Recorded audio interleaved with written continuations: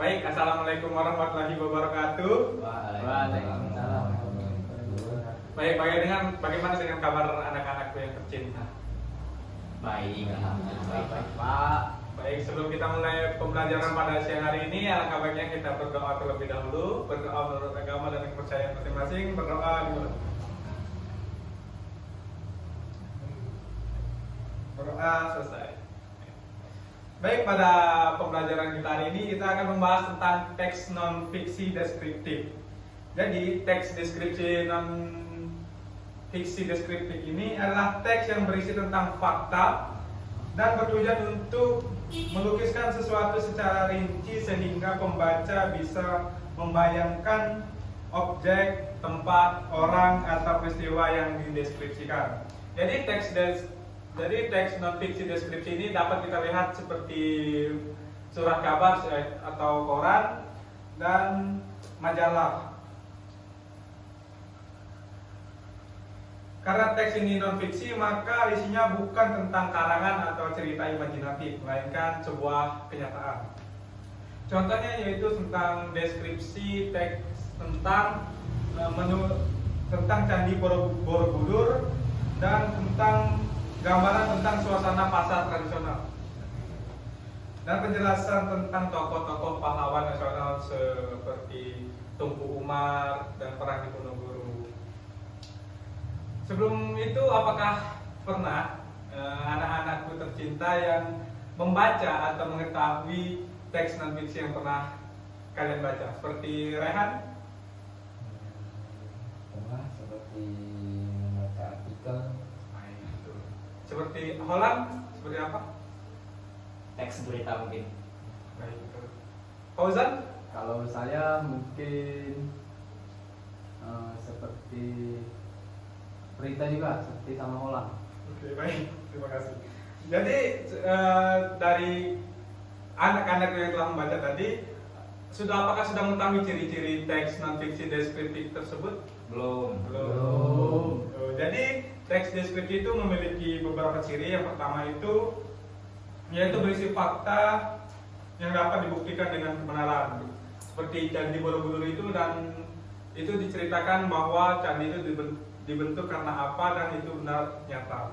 Terus yang kedua yaitu menggunakan objek secara rinci dan jelas. Seperti Candi Borobudur itu merupakan ada objek dan gambaran yang begitu jelas yang dapat kita lihat. Dan yang ketiga yaitu menggunakan kata-kata sifat atau frasa deskriptif, yaitu seperti luas, tinggi, ramai, dan harum. Yang terakhir, yang keempat, yaitu bertujuan agar pembaca bisa membayangkan apa yang digambarkan. Jadi seperti saudara Rehan tadi membaca apa tadi? Baca artikel. Baca artikel apa yang dibaca?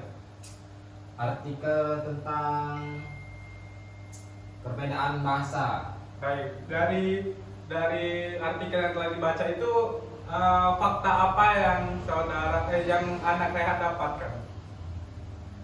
Seperti perbedaan menurut Andika dan kawan-kawan dan menurut Sulistia dan kawan-kawan. Baik, untuk Holland tadi kan membaca berita, dan berdasarkan hasil berita itu suatu fakta apa yang dapat saudara Holland kutip atau ambil? Misalnya itu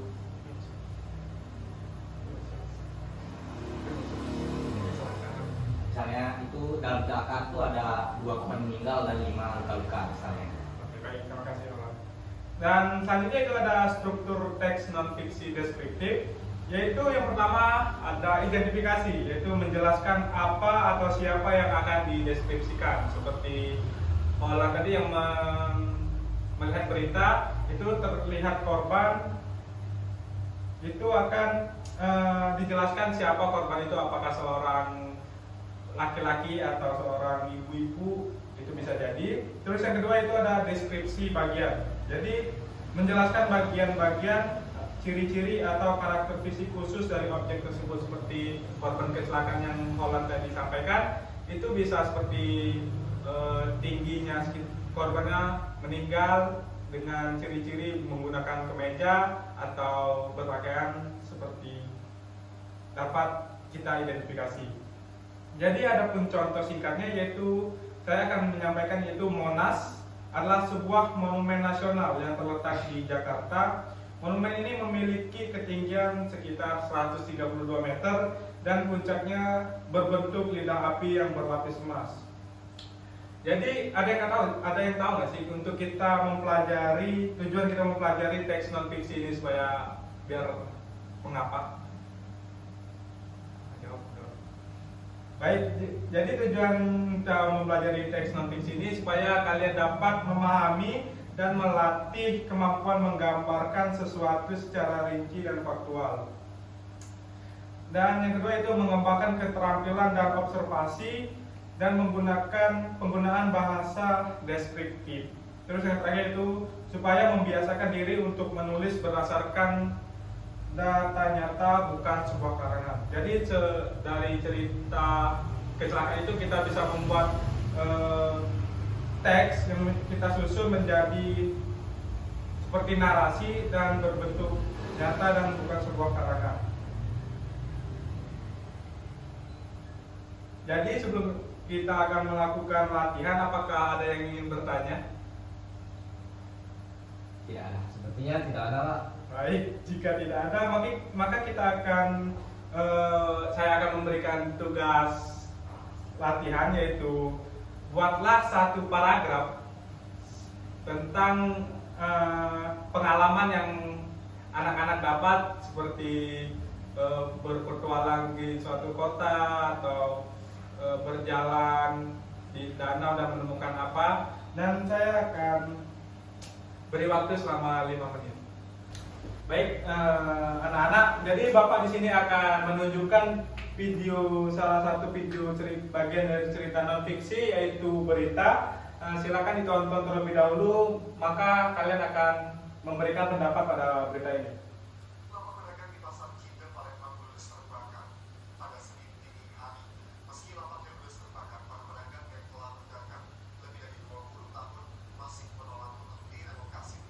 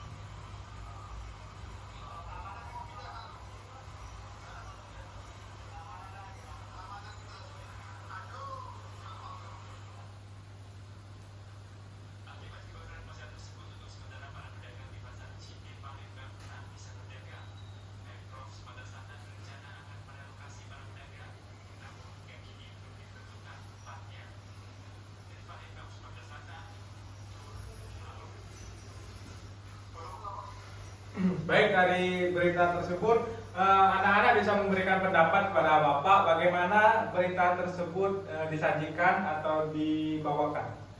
Pada Polan.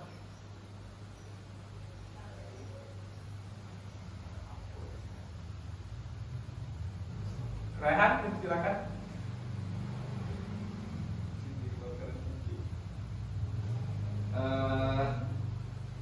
Saya, Pak, ingin menyampaikan Apa? Silakan. dari berita tersebut, yaitu menceritakan tentang kebakaran di pasar Cinde yang terjadi di kota Palembang, yang dimana kebakaran tersebut terjadi pada malam hari. Baik, Bapak saya ingin menjelaskan bahwa pada berita tersebut yang berjudul kebakaran hebat di pasar Cinde Palembang itu merupakan laporan berita yang menggambarkan peristiwa kebakaran yang besar di pasar Cinde Palembang. Hal ini merupakan bagian dari teks non fiksi deskriptif dengan menyajikan informasi yang faktual dengan detail yang memungkinkan pembaca atau penonton membayangkan situasi yang terjadi pada pasar Cinde tersebut. Dengan penggunaan kata sifat, berita tersebut menggunakan kata sifat menggambarkan kondisi objek seperti hebat itu, yaitu untuk menggambarkan kebakaran yang terjadi. Dan objek yang dideskripsikan juga seperti pasar Cinde, api, dan asap yang merupakan kata benda menjadi fokus dalam teks berita tersebut. Selain itu juga penggunaan kata kerja aksi. Kata kerja aksi ini seperti melahap, menyebar, dan memadamkan digunakan untuk menggambarkan tindakan yang terjadi selama peristiwa kebakaran tersebut. Jadi untuk penggunaan kata keterangan itu untuk informasi tambahan dalam seperti waktu, tempat, dan misalnya itu pada malam hari dan atau di pusat kota Palembang yang memberikan konteks yang lebih jelas. Meskipun berita itu cenderung faktual, terkadang digunakan untuk bahasa kiasan untuk memberikan efek dramatis seperti lautan api yang telah disampaikan berita tersebut.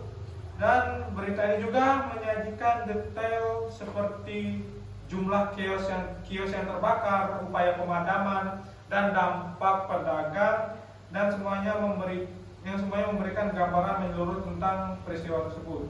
Jadi berita tentang kebakaran pasar Cinde Palembang ini merupakan contoh teks deskripsi non-fiksi yang memanfaatkan berbagai kaidah kebahasaan untuk menyampaikan informasi secara jelas dan detail dengan penggunaan kata sifat dan kata benda, kata kerja aksi, dan kata keterangan berbahasa kiasan untuk perincian.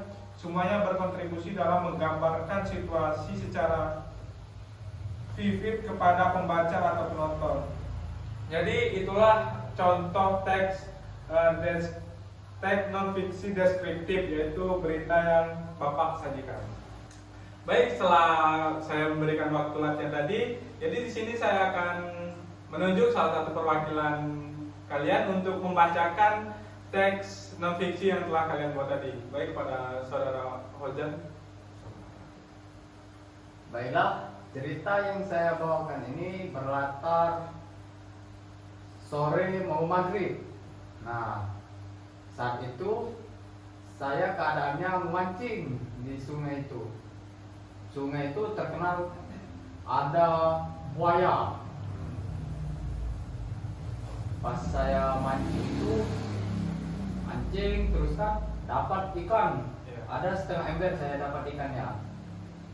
Nah, pas setengah ember itu saya rasa aduh, sepertinya ikan di sini semakin malam semakin banyak. Jadi saya putuskan untuk lama pulang.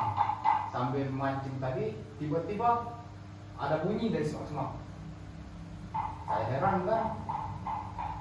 Terus saya hiraukan suara itu. Terus saya memancing. Suara itu tiba-tiba masuk ke dalam air.